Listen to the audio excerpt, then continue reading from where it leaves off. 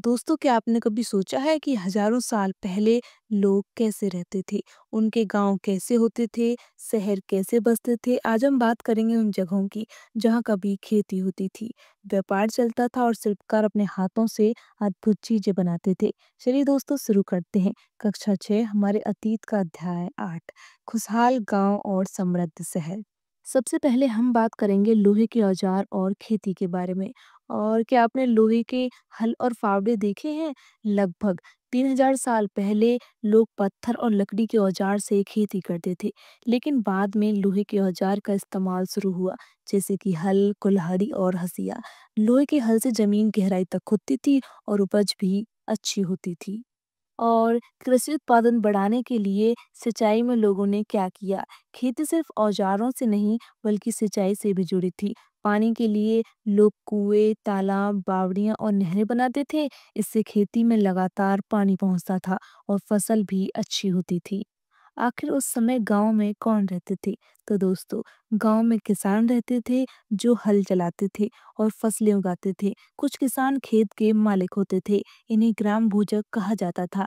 ग्राम भोजक ही गांव का मुखिया होता था, जो कि कर वसूलता था, काम बांटता था और न्याय भी करता था। इसके अलावा गांव में लोहार, बढ़ई, कुम्हार और अन्य कारीगर भी रहते थे।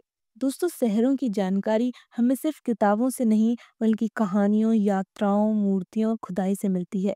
जैसे बौद्ध भिक्षुओं की यात्राएं, इन यात्राओं के विवरण में शहरों का जिक्र है।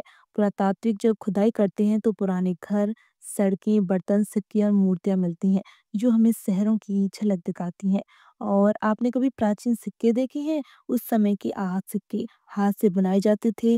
धातु के टुकड़ों पर हथौड़ों से ठोककर चिन्ह बनाए जाते थे। ये सिक्के व्यापार में इस्तेमाल होते थे। दोस्तों, शहर सिर्फ रहने की जगह नहीं थे, बल्कि ये वाणिज्य, शिल्प और धार्मिक गतिविधियों के केंद्र भी थे। यहाँ बड़े बाजार लगते थे। व्यापारी दूर दराज के इलाकों से सामान लाते थे। कुछ शहर धार्मिक दृष्टि से महत्वपूर्ण थे, जहाँ मंदिर, विहार और स्तूप बनाए जाते थे। और चलिए अब जानते हैं शिल्प और शिल्पकारों के बारे में। शहरों में रहने वाले कारीगर बेहद कुशल होते थे। कोई बर्तन बनाता था, कोई वस्त्र, तो कोई धातु के गहने। कई बार ये शिल्पकार एक ही जाति के होते थे और पीढ़ियों तक यही काम करते थे। इनके बनाए सामान विदेशों तक जाते थे। अब हम बात करेंगे खास पुरातात्विक स्थल की, जो है अरिकामेटू। यह जगह आज के पुदुचेरी के पास है। यहाँ खुदाई में रोमन साम्राज्य के बर्तन, कांच की चूड़ियां, मनके और सिक्के मिले हैं। इससे पता चलता है कि यहाँ रोमन व्यापारियों का आना जाना होता था और यह एक प्रमुख बंदरगाह था। अरिकामेडू में विशेष प्रकार की भट्टियां मिली हैं। यहाँ मनके और चूड़ियां बनाई जाती थी। वहाँ मिट्टी के बर्तन, एम्फोरा और आर्टन वेयर मिले हैं, जो केवल रोम में बनते थे। यह लगभग 2000 साल पुरानी है और यह एक प्रमुख व्यापारिक केंद्र था। और दोस्तों, गांव और शहर में क्या फर्क था? गांव में खेती और पशुपालन होता था, जबकि शहरों में व्यापार, शिल्प और पूजा का ज्यादा महत्व था। शहरों में भी कुछ लोग गरीब और अमीर थे। यह असमानता आज भी देखी जाती है।